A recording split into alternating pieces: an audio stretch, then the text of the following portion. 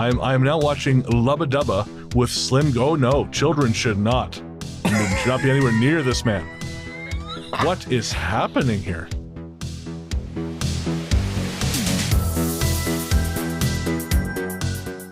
Hello and welcome to Talk Spooky to Me, the Ghost Story Guys mail show. I'm Brennan Storr. I'm Paul Bestel. And this is our opportunity to hear from you, our audience. Paul Bestel, my friend, how are you doing? I'm doing very well, thank you. Just watered my plants. Nice evening. We're doing well. Lovely. Well, I had two things. One story you've heard. The other is more of an anecdote, but you have not heard it. So I realized today that we are indeed connected by these great invisible strings which cross oceans and continents, because I was watching a film earlier in the day. Yes. And I paused it, got up to make lunch. And as I was making lunch, I checked Instagram, and you had posted a clip of the great Bud Cardos film, The Dark, which is a wonderfully silly movie. Yes. And the film I had been watching was his next film, Mutant,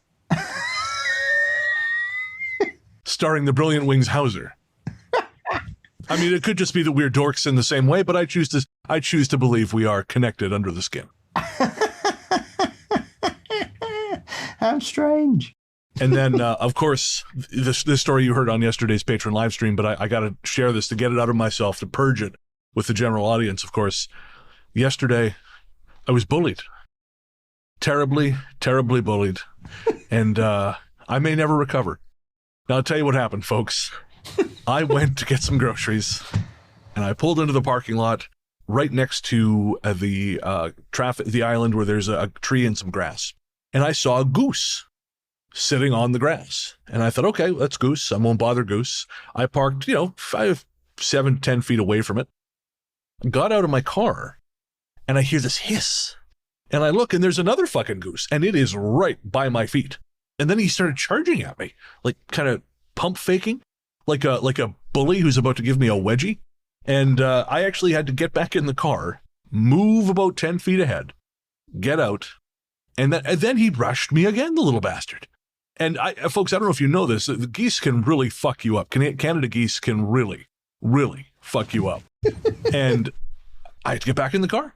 So I drove all the way across the parking lot, and I was laughing my ass off. Because I imagined, again, one of two things could have happened there. I can get out and be like, hey, fuck you, Goose, and try and fight one of Canada's national icons in a parking lot of a grocery store and end up on 1 million TikToks in about 35 minutes.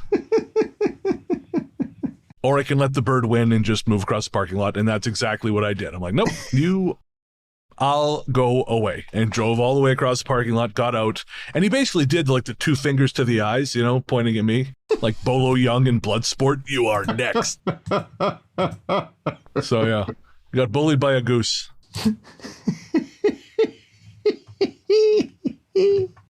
Well, it could have been worse. Could have been that new giant octopus that they've discovered last week.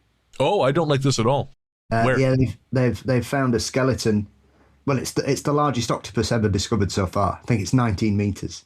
Jesus Christ! Which is quite funny, because I was watching a program earlier on talking about the Kraken, and its basis in reality in the whole sort of, is it a squid? Is it a giant octopus? So it's yeah. I'm never going back to that Trader Joe's at the bottom of the sea. That's for goddamn sure. But I also learned there's a very interesting thing, and I've only heard about this today, so I'm going to dig into it more, that there was an oceanographer who discovered a dinosaur bone graveyard of ichthyosaurs, which were sort of towards the surface in the dinosaur era. And they discovered ichthyosaur skeletons in a trench that had been piled up in a specific way, and they found 9 of them. And the only creature that does this is an octopus. Oh. And so now we're thinking, this is an octopus that is large enough to come to the surface, kill an ichthyosaur, pull it to the bottom of the ocean and kill it, eat it, and then keep coming back up for more. That is the worst thing I've ever heard. The worst. I just listened to a 4-part podcast series on Jimmy Savile, and this is still the worst thing I've ever heard. Yeah, I didn't know octopus did that with prey. Nor did I. Apparently, that's one of their things. They eat them and then they leave their bones and they pile them in a certain way, like a decoration. That is the Predator levels of grim. So I'll report more next week. Oh, good. Well, I've got a week to live in graveyard. I've got a week to live in blissful ignorance. And how will I distract myself from the intrusive thoughts of this watery dinosaur graveyard? Watch Thrash. Okay, watching Thrash or opening some listener mail. Our courteous and efficient staff is on call 24 hours a day to serve all your supernatural elimination needs. We're ready to believe you. All right, Paul. Well, since neither of us can afford World Cup tickets, let's look at some listener mail. I'll be spending all my money on amphetamines to watch 104 games. I'll be like Lloyd Bridges in Airplane. I was going to say Jean Reno in Crimson Rivers 2, but I guess that's a less known reference. I would just like to point out, as Lloyd Bridges says in Airplane, I don't think glue is the best thing to watch football on. No, I don't think so either. So don't try that at home, kids. Solvents are bad. Yeah, I can tell you that much. A friend of mine, actually, funny you say that. A friend of mine works in a workshop, and she has these like paint pens. And one of her coworkers came over and said, "Oh man, I love those things, don't you?" And my friend's like, "Yeah, they're really useful." And this coworker said, "No, like." And he rips off the cap, and she gave it a snort. She's like, "If I need to pick me up in the day, I just come over, grab some of your pens, and take a whiff." Reminds me of a friend of mine. In one of his exams, somebody in there got 2 bottles of Tipex just as the exam started and went and passed out, fell off the chair. What the fuck? Because they hadn't revised. So they thought trying to kill themselves in an exam would be the best way of getting out of it. Oh, so that they were actually trying to harm themselves, not just knock themselves out. Well, I don't think they had the intelligence to work out the potential possibilities of what could happen. Personally, right. I think they were just trying to be crazy and didn't realise that they were skating on very thin ice as they fell over. Oh, man. I remember when as a kid finding paper bags with spray paint inside them and asking my mom what was up with that. And I don't think she just didn't want to explain it to me. It's an art project, sweetie. Okay. All right. So we are going to start off with a message on Patreon from Sloan H. And Sloan is talked about, of course, I mentioned I'm apartment hunting in Toronto. If you know a cool landlord, or if you are a cool landlord looking to rent to a handsome podcaster who is very quiet, I'm not moving. Email. A loud, handsome podcaster. Email the ghost story guys at gmail.com. No, I'm kidding. Anyways. I'm not, if you know someone. Do you have a haunted apartment you can't rent out in Toronto? Then drop ghost story guys gmail.com and we'll do a live-in investigation. For the low price of $1,500 a month to me. You can pay us to live in your house. 100%. Well, that place I showed you the pictures of on the live stream yesterday, the 3-bed and den entirely underground apartment. There's no egress window whatsoever. Where they Saw. Yeah, where they film it every time a new tenant moves in. I wondered why there was a picture of Jigsaw on the wall. So Sloan says about the, in reference to my apartment hunt, I mentioned there was a cold room in this one basement suite I looked at. And Sloan says, the cold, dark room in the Toronto apartment, we called it the fruit room. And that's where we stored bins of potatoes, onions, apples, etc., as well as canned goods from the garden. In more sophisticated families, it was probably a wine cellar. Great for hide and seek. So there you go. Thank you, Sloan. That makes a lot of sense. For me, it was just an unsettling, dark room in the back of what was meant to be my living room. And it seemed very sinister to me, and still seems sinister, even though it's meant for storing vegetables.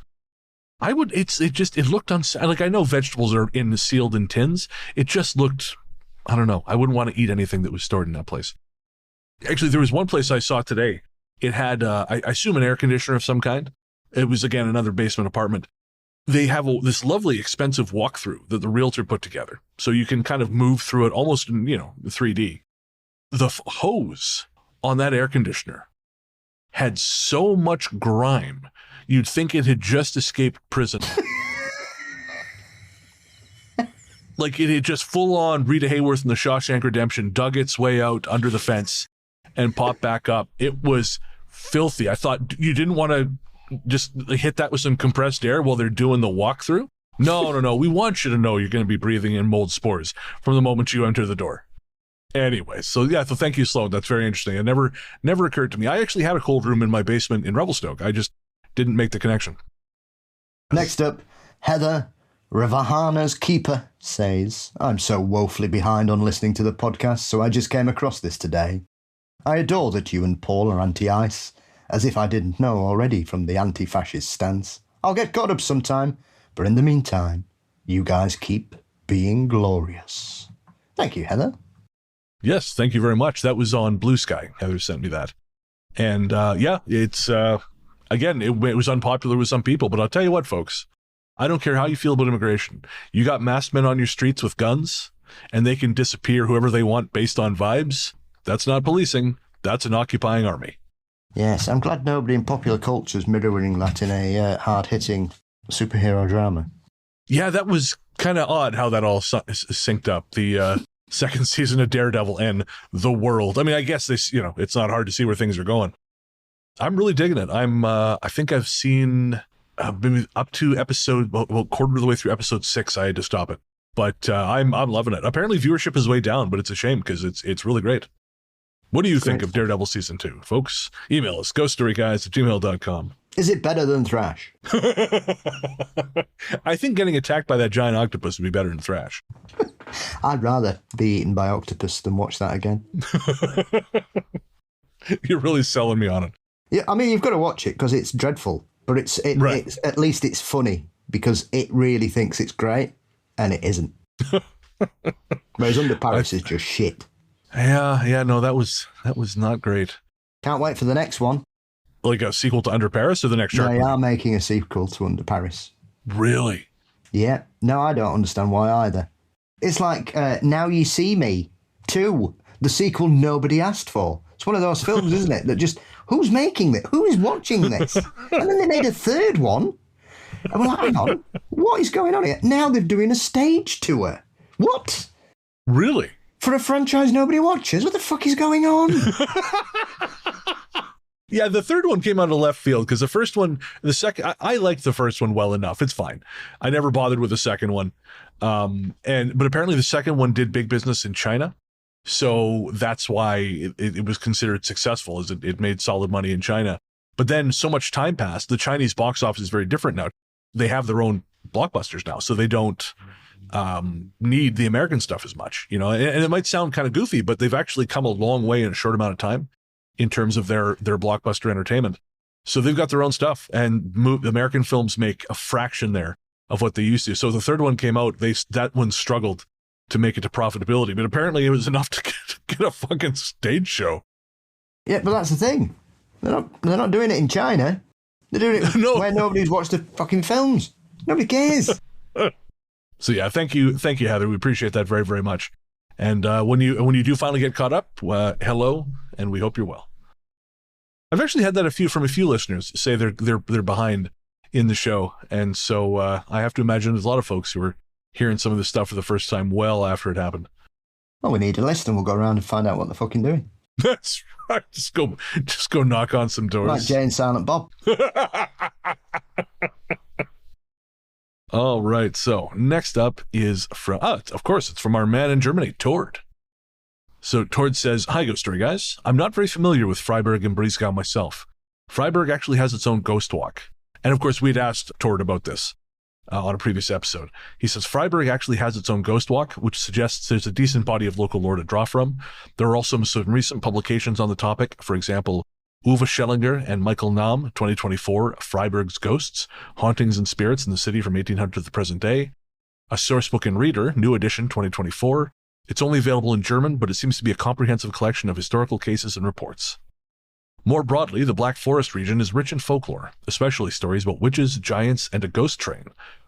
One well-known site is the Mummelsee, which is traditionally associated with water nymphs, Nixon. The lake even inspired a poem by Edward Moricki. Historically, the area was extremely wild and poor, with bandits like the Hannickel and robber knights, Raubritter, which might also contribute to the region's eerie reputation. There are many books about folklore of the Schwarzwald in German. There are quite a few collections of local folklore available in German, though I have to admit I haven't explored the material in depth myself. I'm more into vampire lore and black dogs at the moment. Hope this helps. Tord. And it does, Tord. That is fascinating stuff. Thank you so much. And shout out to Tord's brother Leaf, who also listens. He was commenting on Spotify. Hello, both. Hello, both. And, of course, to Stefan, who commented on Spotify and said, hey, my last name is Black Forest. It certainly is. Stefan, of course, a long-time listener of the show. Yeah, that is something that drives me crazy, man, is like there's all this lore that we just can't get at because we don't speak the languages. I bet there's some really fascinating shit out there. And that's why everybody needs to speak English. That's right. This is what the British were all about. We've tried our best, and everybody gives a shit over it. We were just trying to make it easier for everybody to read. What the fuck's wrong with that? You're welcome, the world. Yeah. Thanks for nothing, losers. Now look what's happened. Hey? No coincidence. World's last 100 years since the empire collapsed, world's gone to shit. Hasn't it? Has it not? Facts. You can't argue facts, mate. You know what they say? Correlation is causation. Yeah. It's the only solution. Put us in charge again. We'll sort it. Well, I don't want to have to learn how to pronounce Keir Starmer's name. You've just done it. Well done.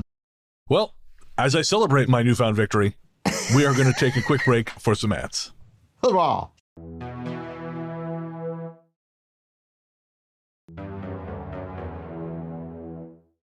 Next up, we have a roundup of comments from YouTube. And I wanted to say we had a lot of folks get in touch, including Big Mike 24/7 and Liam on Patreon, and then a few folks via email, to say that you and I spectacularly biffed the pronunciation of the lake in Long Island, New York on the episode 239. I think we called it Ronkonkoma. It is apparently Ronkonkoma. So we apologize to the people of Long Island. Your long national nightmare is finally at an end. Ronkonkoma's honor is restored. Call it late, Ronnie. There we go. Lake the Do-Ron-Ron, the Do-Ron-Ron. It's funny. Usually we try to look stuff up beforehand. That one we just took a big old bold swing and whiffed hard. Like the guy I used to play softball with, who would like to talk a big game about how good he was at baseball, and then would swing so hard he'd go in a circle and fall down. That was us on Lake Ronkonkoma. Like on the thud. Lake the Do-Ron-Ron, the Do-Ron-Ron. Paul has sent me the 19-meter octopus BBC article, which, boy, I wish I hadn't seen this. So I'm just going to go over from that window back to this one. It's only 19 meters. What's wrong with you? I have a survival instinct, and I am a coward. But probably, I guess they're technically the same thing. Won't be surprised if they're still there, mate. Nope, me either. I don't go on the ocean, so problem solved. Have you seen that wonderful clip of some young men on a boat cruise somewhere, and they're clearly not having fun? And then a killer whale just jumps out the ocean, and he just starts screaming, "Take me back to land! Take me back to land!" The fuck is that? The fuck is that? Absolutely. Mind you, I would be. I have been in a Zodiac boat when a whale breaches nearby. Yeah, you start reconsidering your place in the universe pretty quick. Well, it could be worse. It could be over here. Killer whales are attacking people here. Really? Not just billionaires' yachts now? They're attacking loads of yachts. Oh, okay. They're just going after them all. Well, they think there's a leader, don't they? And she's trained the others because she got hit by a propeller, and so all boats are enemy. Fascinating. Man, between this and was something a friend of mine told me about, a discovery of groundhog language, or a complex language used by groundhogs, we're really having to face some hard truths about our place in the natural world. Like all the shit we keep killing and eating actually has like a sense of play and joy and communicate, and they're not just automatons here to be barbecued for our amusement. Yeah, it's weird that, isn't it? Crazy. Frankly, I feel like a lot of the people who act like that, like they are automatons, though, are the ones who think their fellow man are also automatons, so maybe I shouldn't be so surprised. Next up is Brian Iback 435 on YouTube, who says, "Jesus, guys, hearing a band cover Green Day just hit me like a dump truck. I swear I'm not old." How do you think I feel, Brian? I've gone through that phase now. of hearing all my favourite songs from the 80s ruined. And now all the originals are back. So you'll get through it, my friend. Stay strong, Brian. Yeah, I saw an advert for a gig today celebrating the 45th anniversary of an album's release, and I thought, I can remember listening to that album as a young child. Yeah. And I'm going to see him. So we'll see. Oh, cool. Heaven 17. Sheffield's electro pioneers from the early 80s. Oh, cool. And have they reformed or they've been together the whole time? They've kind of just trudged along. I don't think they've done anything new for quite a long time, but they were... Essentially, they were in the Human League, and then they fell out with Phil Oakey, and so they went and formed their own band, which became Heaven 17. So Heaven 17 and the Human League were both sort of vying for the electro topness in that early period, and then ABC turned up as well. So we had the three of the biggest bands at the same time who were all sort of in each other's circle. But Human League were obviously the biggest of the big out of those three, because the other two didn't really do it abroad, and Human League were massive in America. I was going to say, Heaven 17 doesn't have Together in Electric Dreams. That's a Phil Oakey and Giorgio Moroder song. It's technically not a Human League track. Oh, okay. I bought a Human single. League. I bought a Human League record once, and it was a bonus. It must have been a bonus track. Yeah, they've chuck them on. Gotcha. Chuck 'em on. Nobody's going to buy Phil's solo album, so we'll stick it on the Human League's Rex hits. I think. I don't even know if he ever did one. But they were at the forefront. They've got a couple of bangers in their collection. Temptation and Come Live With Me is a terribly sad song, in a strange way. Crushed by the Wheels of Industry. We Don't Need This Fascist Groove Thing. Great tracks. Cool. Heaven 17, folks. Check them out. Woo. Or become a patron. Hang out in the Discord where we will post the videos in the music channel. And or people I will say, "Where is Paul?" Yeah, exactly. Yeah. He's at the pub quiz. Table book for tomorrow. See you there, Dav. Fantastic. I look forward to my podcast. All right. So next up from YouTube is A Violet Moon, and this is on our most recent episode, 239. This house is haunted. A Violet Moon says, "Okay, now I'm going to have to watch Thrash, and it will all be Paul's fault." Telling you, man, there's going to be Thrash 2 Electric Boogaloo, and the shark's going to be named Paul.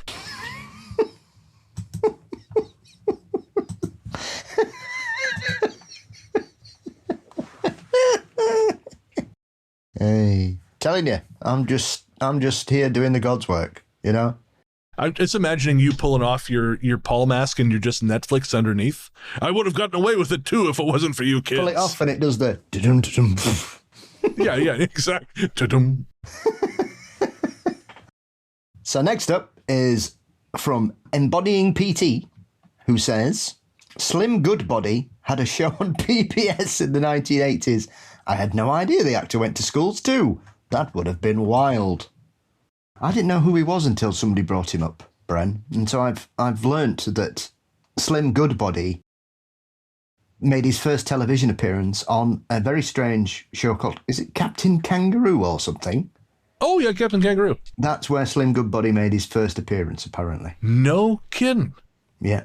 He looks a bit like Screech from Saved by the Bell or something. He kind of does, yeah. I'm just firing up the episode here on.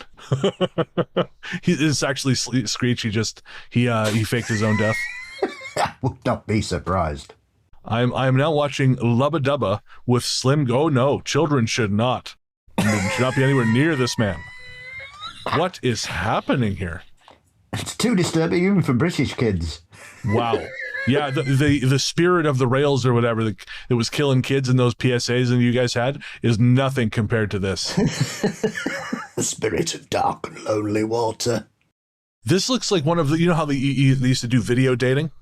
Like, this is Brian, 35, and he would tell, like, this is what that is, but for serial killers. Thank you, Embodying PT, for scarring me forever. Now that I have seen Slim Goodbody, I will be purging that forever from my consciousness. Next up, we have a message from Nick via email. And Nick says, I grew up and worked in the Victoria area. Cool. and as long as I can remember, there's always been something paranormal happening around me. The first instance I can remember is the ghost that would walk around our basement and the horrifying dreams I had every night in that house. The most recent instance is when I worked at a print shop in Victoria. I was told by my brother-in-law that there was a ghost that haunted the shop. I took him at face value. That was until I started doing openings. Occasionally, you would hear someone walking upstairs, or our cameras would notify us of movement at night. We would check it, and occasionally you would see a spirit orb going in and out of the dark room.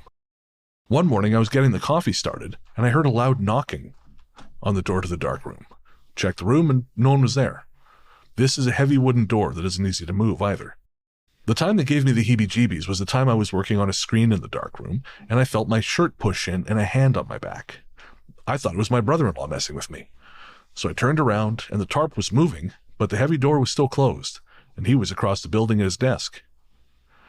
So I went out, bought an EMF reader and a spirit box, went back at night, and not doing that again. The reader went off in the dark room, and the spirit box kept saying, "There's many here," and kept repeating "portal" and listing off names. Jesus Christ. Sleep well. And then Pazuzu texted me. And then the priest's eyes went red. He vanished in a cloud of bees? Were his last words. Alexa, do priests routinely disappear in clouds of bees? ? Alexa, what's just run through the wall? I had to think which of the digital things do I not have? Because if I shout out the one for Apple, it's going to fuck up my recording. So I better not do that one.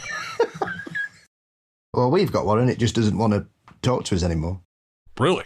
Yeah, I think Julie's been rude to it because I'm always nice. There we go.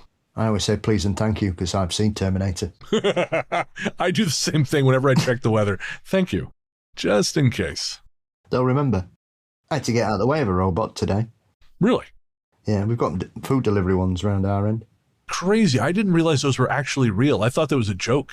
Yeah, they all hang around together when they're not working, and then they have a charging station where they go and sleep at night. It's two at the same time. So sometimes you don't see any for a couple of days, and then they just start popping up everywhere, but they're just around. So we've had people attack them already and vandalise them and graffiti on them. One got stuck in a pothole the other day, somebody helped it, and it said, "Thank you."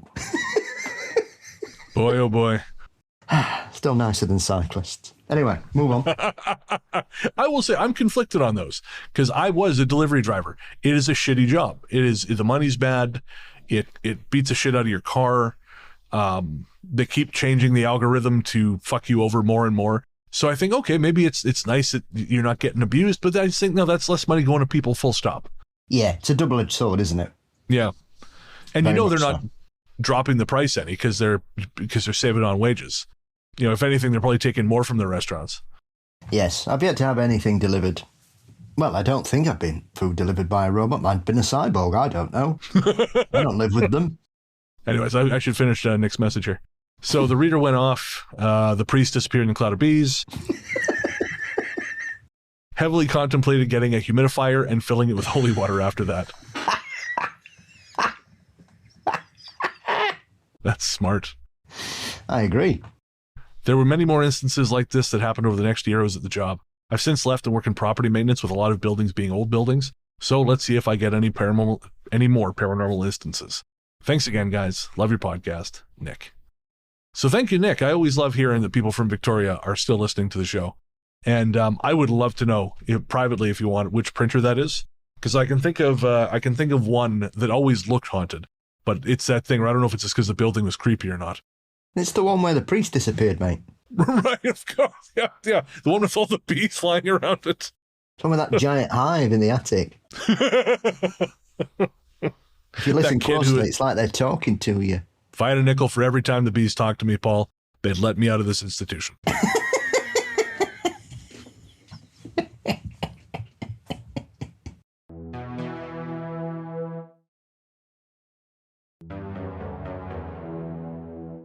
My recent internet obsession has been this goat and dog that live together on a farm. And the goat loves to groom the dog, but he also makes these insane noises. And essentially, he sounds like an old man, just like one of the old Italian men from Revelstoke who used to shout at you, but you didn't know what he was saying. Like that, but for goat. But no, thank you, Nick. That's very, very cool stuff. And if you do have any other experiences managing property management, again, even if you want to keep the locations quiet, just let us know, because my heart is still in Victoria, and I'm always interested to know what's going on there in terms of its many hauntings. So next up is from Morrigan, who says, referring to weirdness in the courthouse. Hello, Ghost Story guys. I am listening to The House That Screamed and was prompted to share. I'm not a first responder or in the emergency services, but I work adjacent to them in the court system. For obvious reasons, I'm on social media under a pseudonym. My day job is that I'm a paralegal in the prosecution, and my job involves working on homicide cases almost exclusively.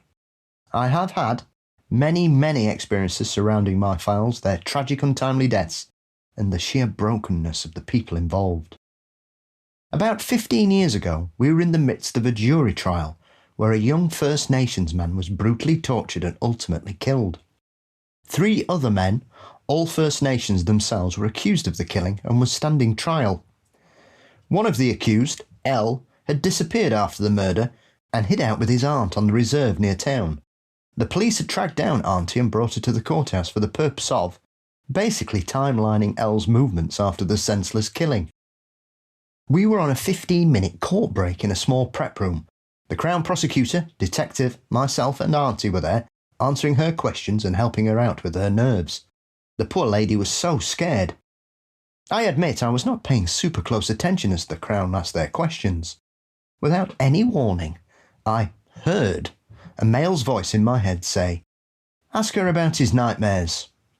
C.L. was staying at her place, had shaved his head and was laying low.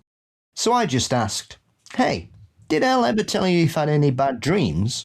The Crown looked at me as if I'd grown a second head.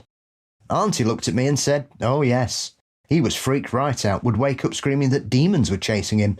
He hated going to sleep, he was so scared." Then I heard in my head a male chuckling. The Crown lawyer kind of swallowed, gave me a side eye and carried on with his witness prep questions.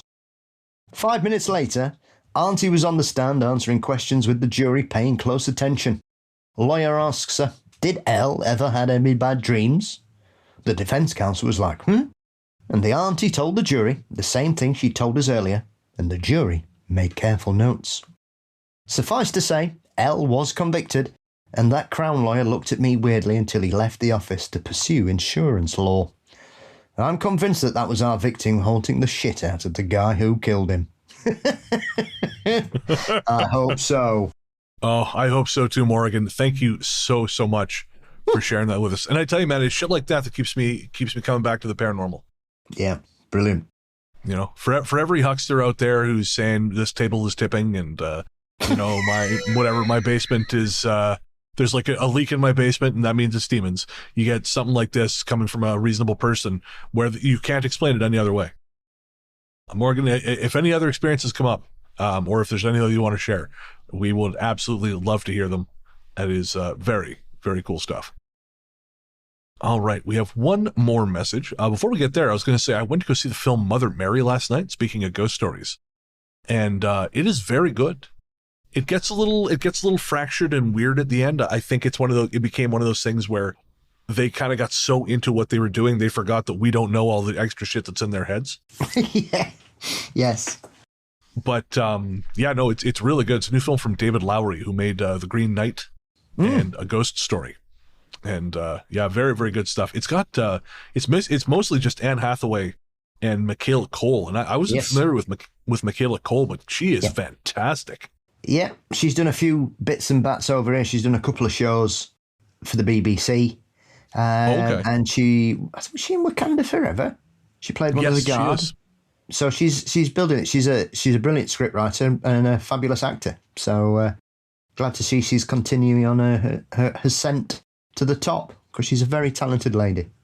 And Mother Mary's going to be in theaters for like 2 more days, folks. So go see it if you like conversational films that have hauntings in them that get kind of weird. Go check it out. And there's also some pretty great songs. The songs were written by Charlie XCX and Jack Antonoff, I think. Yeah. And yeah, so the music is very good. Yes. If you want a crash course in Michaela Cole's talent, she did a series here, which I think was a co-production with HBO called I May Want to Destroy You. Oh, I May Destroy You. Yeah. She wrote that as well as starring in it. Oh, no kidding. And obviously it is a black comedy, but it's about a very it's a very personal subject. Interesting. So it's kind of like her Fleabag, basically. Oh, it's far better than that. Really? Okay. I love Fleabag. That. Yeah. Interesting. She wrote it, produced it, directed a couple of the episodes as well, I think. She's a tour de force. And frustratingly, she's not even 40. Wow. Really? I mean, it makes sense. She looks young. It just the amount of like poise and the way she can her facial expressions. She can do so much with so very little. Like she just goes from sort of like a knowing smirk to sort of this very bruised and angry kind of expression, just very subtly, very quickly. Incredible face. Yeah, go see Mother Mary. You want to see two people working at the top of their game. It is, it's good. It's weird. They spend way too much fucking money on it, but that's great because it looks fantastic. And if you can't get in, you can always see something similar if you want to settle down and watch Thrash. Which has inspired me and Paul to work at the top of our game making fun of it. Yes. The Sharks were at the top of the game. They were the only people that seemed to be able to act in that film. And I don't think they were real. That helps. That helps. So if they were real, they'd have eaten every fucker in that film because it's shit. In fact, I wanted to eat people after that film.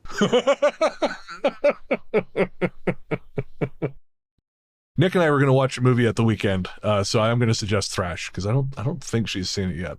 Maybe she has. Anyway, I think you'd know. She rang up crying recently. It was weeping inconsolably. Yeah. We need to cancel this subscription. No, you don't. Yeah. Ted Sarandos hiding in my couch like Danny DeVito. All right. It's enough Netflix and jokes. Now for our final message. This was a post in our Ghost Story Guys cabin group on Facebook. Again, we're on Facebook as the Ghost Story Guys, our page, and of course, our private group, the Ghost Story Guys cabin.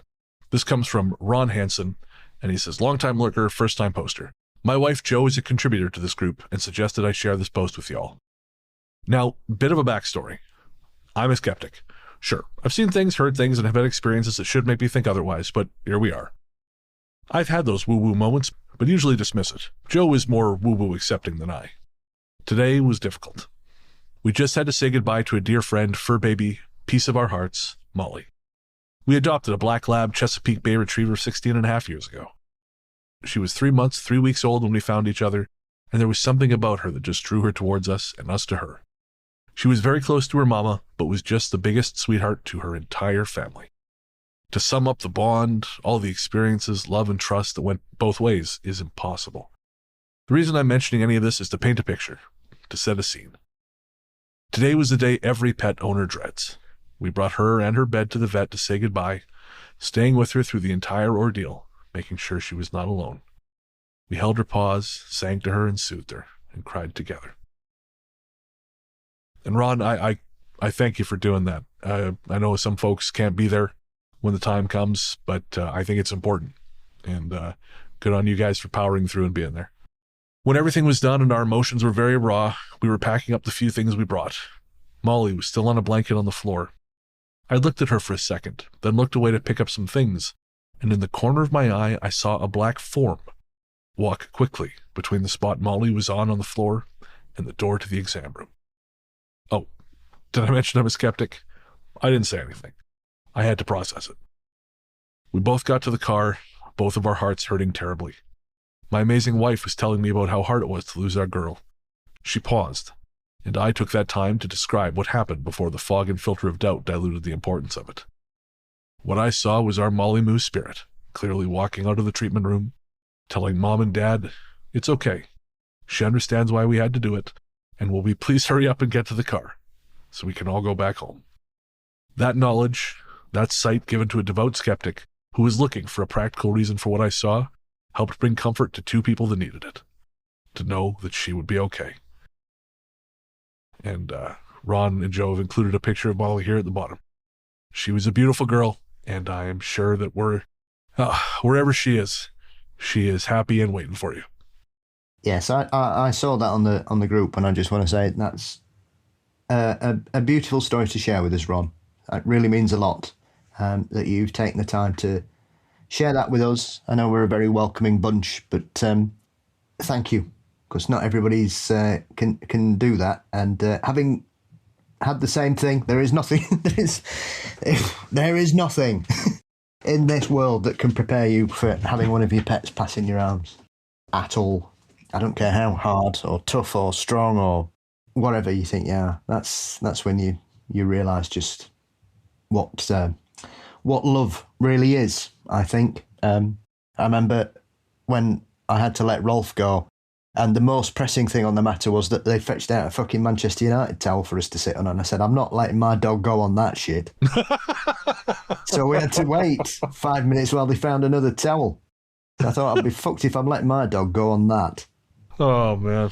That's in great. Barnsley, why on earth have you got a Manchester United towel here? For God's sakes. So that was quite funny. It's the little things, the darkest of moments. Yeah, you got to take it where you can. I can, absolutely. I know when we brought Chewie in, when she had to go, she had to go, we were waiting for the vet to come and do the thing. And there was this little cat who was obviously there getting some kind of treatment, had got away from the vet techs. And so he was just zooming around all the back, and he zoomed into our room and just looked up at us, his eyes all big, and then he zoomed back out. And it was nice. It was one of the worst days of my life, but that was nice. Yeah. There's always, I think sometimes there are moments like that happen for a reason, to give you a bit of levity at a dark time. Because I don't think, I've been to human funerals and I've not cried as much. Oh, yeah, brother. I've been to a lot of funerals from the time I was a kid, and nothing hit me like that did. Yeah, even all the people I say live abroad, none of them made me cry like that day did. All the tears in Qatar could not equal. Sorry, Sal. I know you're still alive because you're in America at the minute. Not that I think she listens to the show, but if you do, hope you and the family are all well. I also wink. Kicking ass in the world of television news. That's so cool. Well, Ron, again, thank you, man. And thank you for sharing that. I'm so happy you got to have that experience. And that, again, that Molly's no longer in pain, because that's no good. And, it's a hard decision to make, man. Like, it's because you got to make it for them. Yes. Because you want, speaking personally, you don't want to let them go. No. But it's their, like in Chewie's case, without, I don't want to spend too much time on it, but she didn't recognize anyone anymore.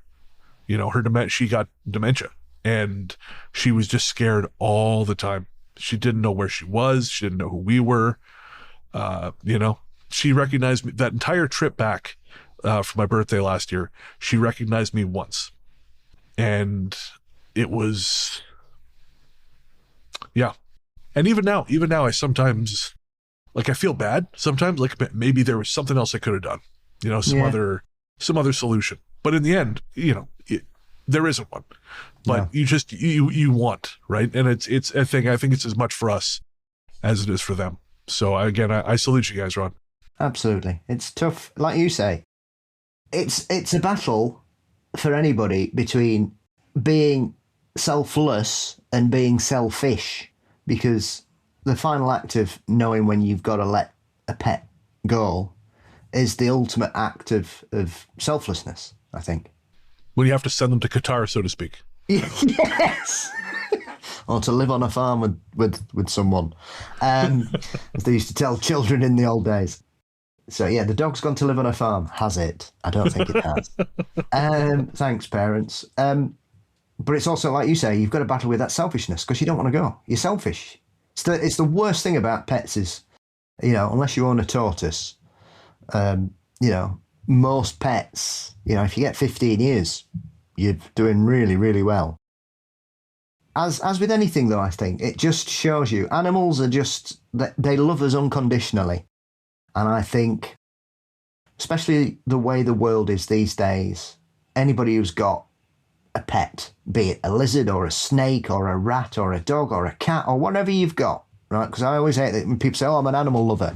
They're not. They like cats and dogs. That's not animals. As far as I'm aware, there's a lot more animals than those two, So if you've got a pet and it loves you, and I don't care what anybody says, things like spiders and snakes and stuff, they're clever as anything. And there is people build bonds. And if you love them, they love you. And if it helps you in whatever way, then hold them close, because we don't have them for long enough. But I think the thing about pets is it makes us realise just how much love we have to give as people. And I think that's something we should always hold on to.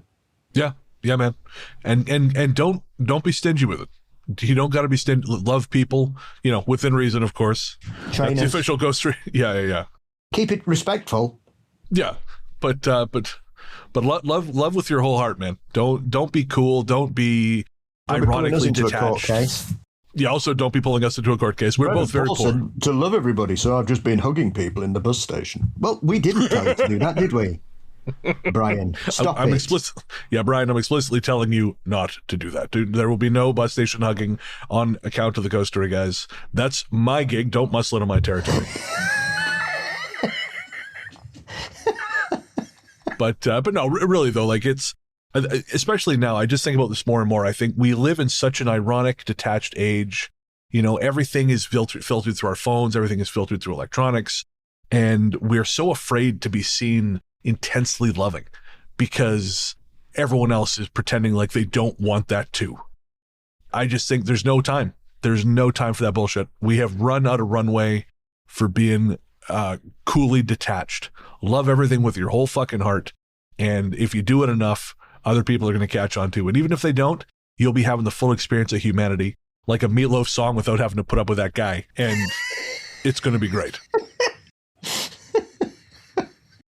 But anyways, love with your whole heart. Ron and Joe, again, my heart goes out to you guys. Both of our hearts go out to you guys. And to Molly Moo, wherever you are, good girl.